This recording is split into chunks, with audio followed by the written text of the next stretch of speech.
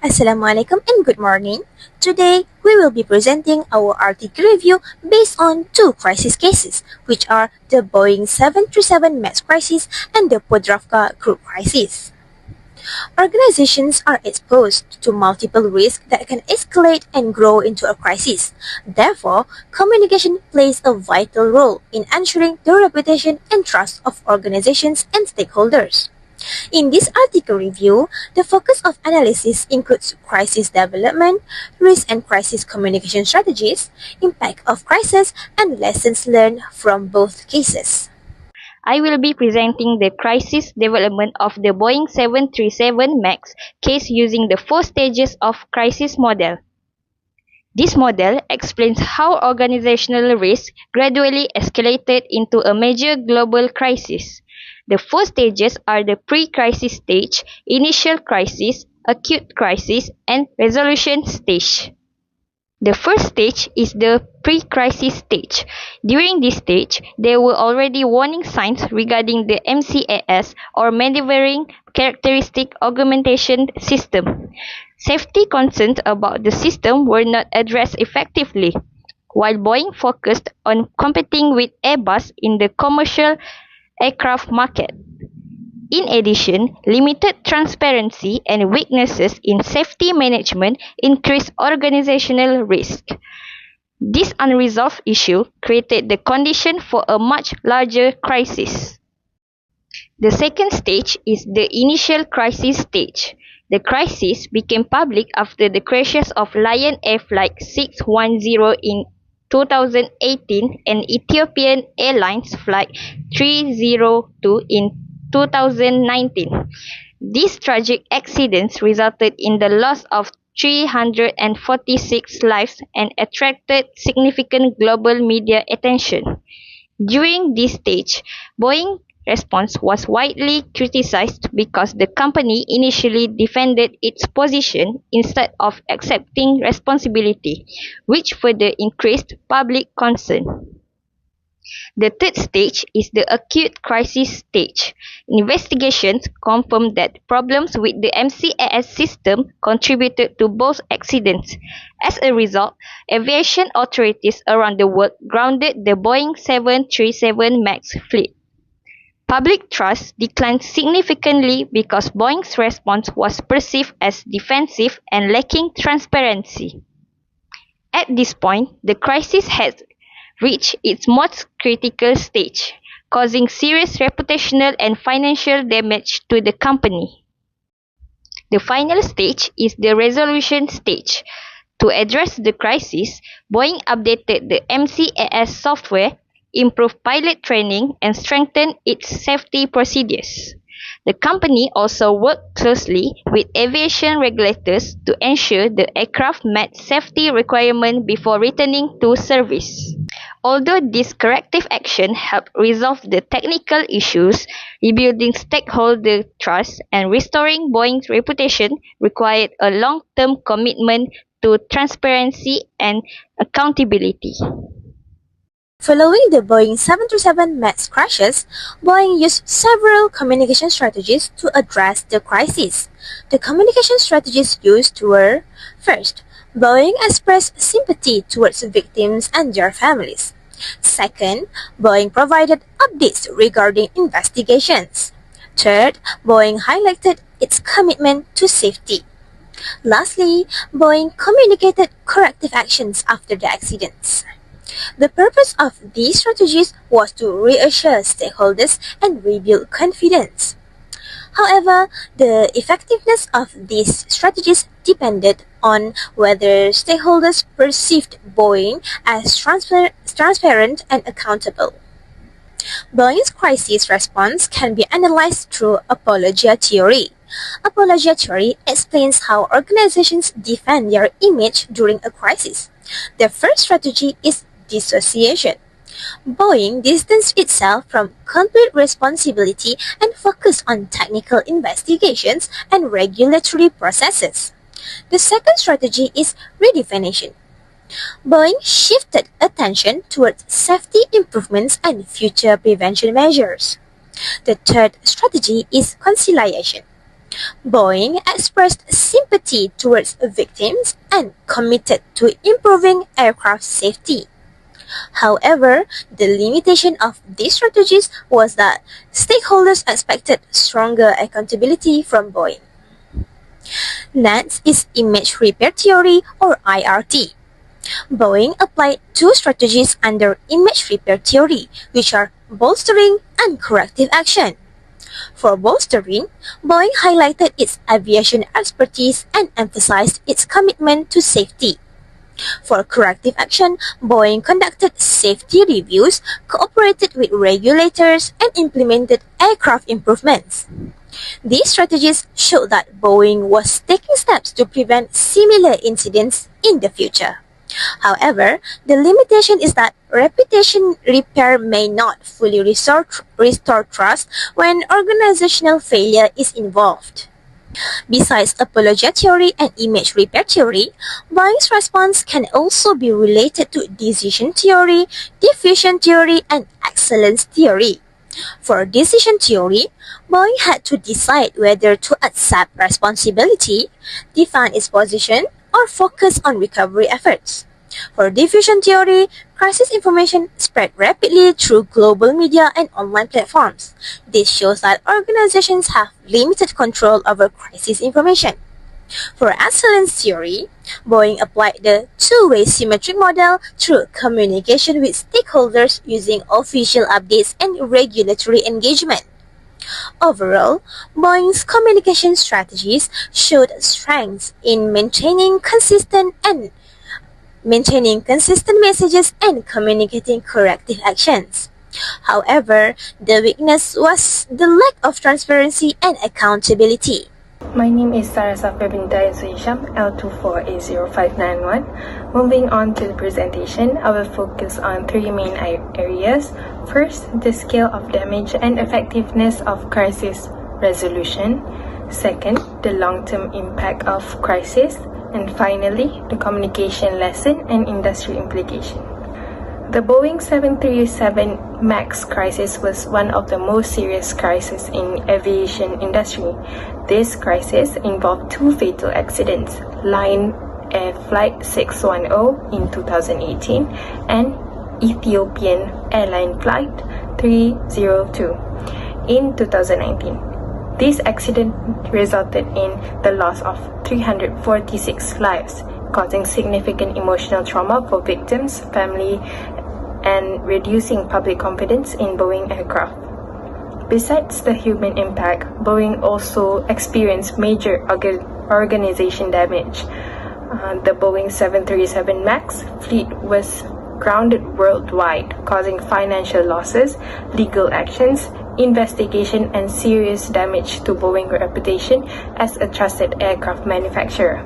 To resolve this crisis, Boeing implemented several corrective actions. This included updating the MCAS software system, improving safety protections, and working with aviation regulators before returning the aircraft back into service. However, although the technical problems were addressed, rebuilding public trust remained challenging. This is because the crisis was not only a technical failure, but also a communication and accountability issue. Stakeholders expected Boeing to be more transparent and responsible during crisis. Now let's focus on the long-term impact. The Boeing 737 MAX crisis created a long-lasting effects on Boeing, its stakeholder, and the aviation industry. Firstly, Boeing's reputation was heavily affected. The company lost public trust and its safety image was damaged. This created a challenge for Boeing because trust is one of the most important factors in the aviation industry. Secondly, the crisis created major financial impact. Boeing experienced billions of dollars in losses due to the aircraft grounding, compensation costs, and legal expenses.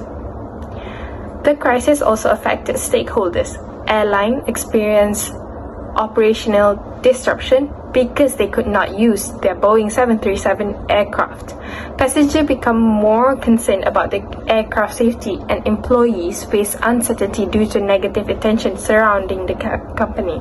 At the industry level, the crisis resulted in stronger aircraft certification process and increased regulatory monitoring. It is also highlighted that the importance of developing a stronger safety culture within the aviation organization. The main lesson from Boeing crisis is that safety should always be prioritized over business pressure. Companies should maintain transparent communication and stronger risk management practices to prevent similar cases. Based on this crisis, there are several improvements that Boeing should implement to reduce the risk of similar crises in the future. First, the company should prioritize passenger safety over market competition by ensuring that safety always comes before business objectives. Second, Boeing should encourage employees to report safety concerns early without fear of retaliation, so that potential risks can be identified and addressed before they escalate. Finally, the company should strengthen its organizational safety culture by promoting accountability, transparency, and continuous safety monitoring. This improvement can help prevent similar crises and rebuild stakeholder confidence.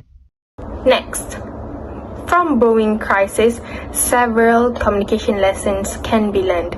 First, transparency is essential during a crisis. Organizations should provide accurate information quickly instead of delaying communication, as delays can increase public uncertainty. Second, company needs to accept responsibility when mistakes occur. Avoiding blame may further damage public trust. Third, communication must be supported by real actions. In Boeing's case, safety improvement and software updates were necessary to show that the company was seriously addressing the problem. For the aviation industry, this crisis shows that companies need stronger risk communication plans. Safety information must be communicated clearly to the passenger, regulators, and other stakeholders. Most importantly, crisis management should focus on rebuilding trust, not only protecting the company's reputation. Next, I will present the crisis development of Port Rafka case using the same 4 stages of crisis model. Similar to Boeing case, this model explains how organizational risk gradually developed into a major corporate crisis through 4 stages, which is pre-crisis, initial crisis, acute crisis, and resolution. The first stage is the pre-crisis stage. At this stage, warning signs were already present. Port Rafka experienced product quality and food safety issues, but these risks were not managed effectively. In addition, poor communication and a lack of transparency prevented problems from being addressed early. The company also focused more on protecting its reputation than resolving the underlying issues. As a result, this unresolved risk created the condition for a larger crisis. The second stage is the initial crisis stage. The crisis became public when incidents involving product contamination, labeling errors, and management scandal were exposed. As these issues received media attention, public concern increased significantly. However, Port Rafka initially denied responsibility and avoided accountability. This response reduced stakeholder trust and allowed the crisis to escalate further. The third stage is the acute crisis stage.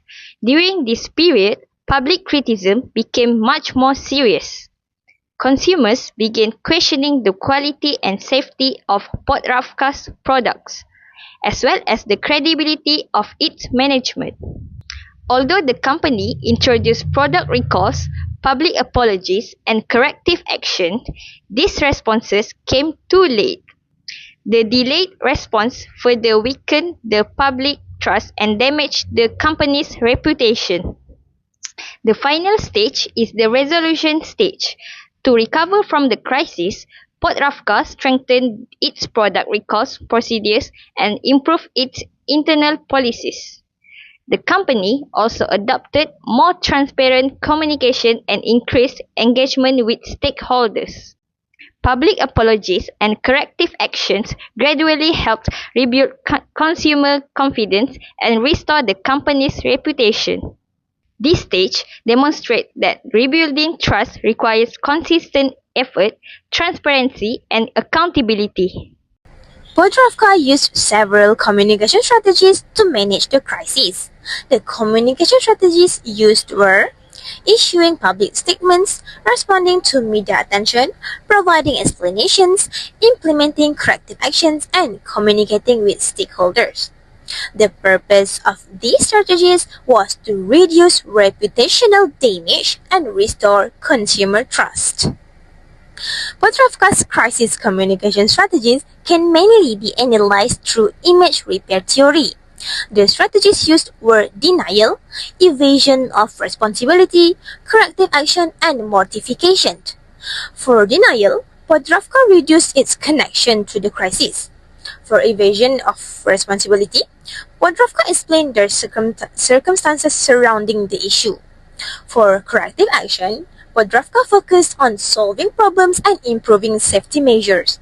For mortification, Podravka expressed regret and rebuilt relationships with consumers. However, the limitation is that reputation repair may not restore trust if consumers expect greater responsibility. Podravka's response can also be related to apologia theory. The first strategy is dissociation. Podravka separated itself from certain aspects of the crisis. The second strategy is redefinition. Podravka presented itself as committed to quality improvement and consumer protection. The third strategy is conciliation. Podravka used apologies, corrective actions, and relationship building with consumers. This shows that moving from defensive communication towards relationship restoration can improve crisis recovery. Podravka's response can also be understood through decision theory, diffusion theory, and excellence theory. For decision theory, Podravka had to choose between denying allegations, explaining the situation, apologizing, or taking corrective measures. For diffusion theory, media coverage and online discussions influenced how crisis information spread among stakeholders. For excellence theory, Podravka applied the two-way symmetric model by engaging consumers and addressing their concerns. Overall, Podravka's communication strategies showed strengths in corrective actions, adaptive responses, and stakeholder communication. However, denial may reduce trust if stakeholders perceive avoidance of responsibility. The second case is Podravka, one of Croatia's leading food companies. Podravka experienced several crises involving product safety concerns, customer complaints, and management issues. This situation affected consumer confidence and challenged the company's reputation. From the consumer perspective, product safety concerns caused customers to question the product quality and reliability. Public concerns also spread through media coverage, increasing the pressure on the company. At the organizational level, Podravka experienced reputation damage, increased media attention, and pressure to rebuild stakeholders' trust. The company also needed to strengthen its quality control procedures to manage this crisis. Podravka used several image repair theory strategies. This included corrective action, where the company improved procedures and addressed problems. The company also used apology strategies, known as mortification, to acknowledge mistakes and rebuild trust. In some situations, denial was used when the company believed accusations were incorrect. Overall, these strategies helped Podravka recover consumer confidence. However, effectiveness depended on choosing the right communication approach based on the situation. Now let's take a look at the long-term impact. Podravka's crisis created long-term impact on the company, consumer, and the food industry. For the company, the crisis affected its brand image and created the need to rebuild the consumer's trust. It also encouraged improvement in crisis management practices and quality control. For consumers, the crisis increased expectation for transparency. Customers become more concerned about food safety and wanted companies to provide clear information during problems. The crisis also affected stakeholders' relationship. Companies need stronger communication with consumer, media, and other stakeholders to maintain trust. For the food industry, the case highlights the importance of safety procedures and crisis preparation. Food companies must understand that product quality alone is not enough. Effective communication is also necessary to protect reputation. The main lesson is that reputation management requires continuous communication and strong relationship with stakeholders. On Podravka case, several improvements can be recommended.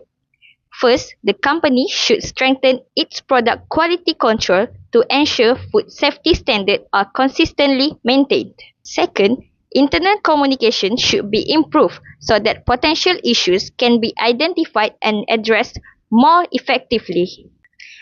Finally, Podravka should detect and respond to food safety risks at an earlier stage before they develop into major crises. By implementing this improvement, the company can better protect consumers, maintain stakeholder trust, and reduce the likelihood of future crises. From Podravka's crisis, we can learn that organization needs to select the correct communication strategy depending on the situation. For example, denial may be useful when information is incorrect, but apology and corrective actions are more effective when the company is responsible for the problem. Transparency is also important because consumers need clear explanations to maintain trust. Apologies can help repair reputation because they show empathy and acknowledge customer concerns. However, apologies should always be supported by real improvement. For the food industry, companies should develop proactive crisis communication plan instead of waiting until the problem occurs. Consumer trust depends on safety, transparency, and accountability. Therefore, companies must continuously communicate with stakeholders to maintain the positive reputation. In conclusion, both Boeing and Podravka cases show that poor risk management and crisis communication can turn risk into major crisis. Effective crisis communication requires transparency, accountability, and stakeholder engagement.